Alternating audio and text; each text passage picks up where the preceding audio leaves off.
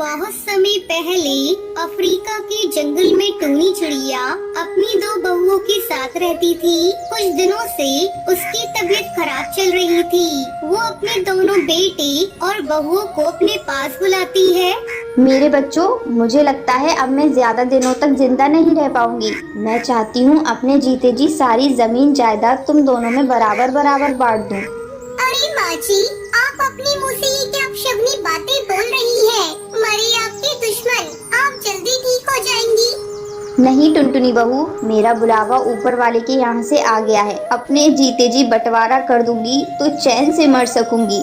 हाँ माँ जी, आप बिल्कुल सही कह रही हैं। वैसे भी आपको देखकर लगता है आप बस 1-2 दिनों की ही मेहमान हैं। आप ऐसा करिए, ये घर मेरे नाम कर दीजिए और जंगल के बाहर वाली जमीन टुनटुनी और कालू कौवे को दे दीजिए। लूसी बहू, ये तुम क्या कह रही हो? वो जमीन तो बंजर है। उस जमीन पर कई सालों से खेती नहीं हुई है। तो क्या हुआ, कालू हट्टा कट्टा है, मेहनत करेगा तो बंजर जमीन भी उपजाऊ हो जाएगी। माँ जी, लूसी भाभी को जो चाहिए वो दे दीजिए। हम लोगों को कुछ नहीं चाहिए। टुनटुनी बहू, तुम बहुत अच्छी हो। पिछले जन्म में मैंने जरूर कोई पुण्य किया होगा जो तुम्हारी जैसी बहू मुझे मिली। दोनों बेटे और बहुओं को उनका हिस्सा देकर टूनी चिड़िया राहत की सांस लेती है। टुनटुनी, ऐसा करो, तुम माँ जी को अपने साथ लेती जाओ। मुझे कुछ दिनों अपने मायके जाना है। अगर मैं चली गई तो माँ जी की देखभाल कौन करेगा? ठीक है भाभी, आप बेफिक्र होकर अपने मायके जाइए। मैं माँ जी का ख्याल रख लूंगी। कालू कौवा अपनी माँ और पत्नी के साथ एक छोटा सा घोंसला बनाकर रहने लगता है। इस तरह कुछ दिन गुजर जाते हैं। एक दिन कालू कौवा टुनटुनी चिड़िया से कहता है, टुनटुनी, चलो खेत की सफाई करके सारे कंकड़ पत्थर हटा देते हैं। फिर माँ का आशीर्वाद लेकर बैगन की खेती करेंगे। ये तो आपने बहुत अच्छा सोचा है जी। देर करने से कोई फायदा नहीं। हम आज से ही खेत की सफाई शुरू कर देते हैं।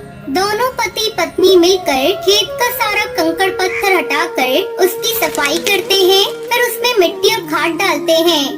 सुनिए जी, शाम हो गई है। आप बचा हुआ काम कल करिएगा। कालू टुनटुनी चिड़िया के साथ घर आता है।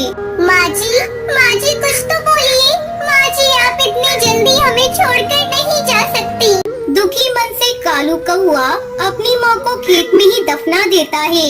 माँ, अपना आशीर्वाद सदा हम पर बनाए रखना। अगले दिन कालू अपने खेत में बैंगन के छोटे छोटे पौधे लगा देता है और दिन रात उसकी अच्छी तरह से देखभाल करने लगता है। देखते ही देखते उसके खेत में सुंदर सुंदर बैंगन की फसल लहराने लगती है।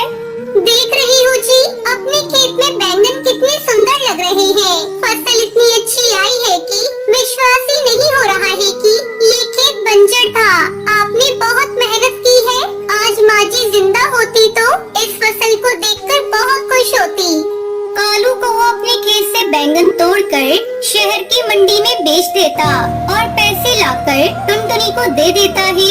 टुनटुनी चिड़िया, इन पैसों को ले जाकर एक बक्से में रख दो। मैंने एक जमीन के बारे में बात की है। जल्द ही मैं उस जमीन को खरीद लूंगा।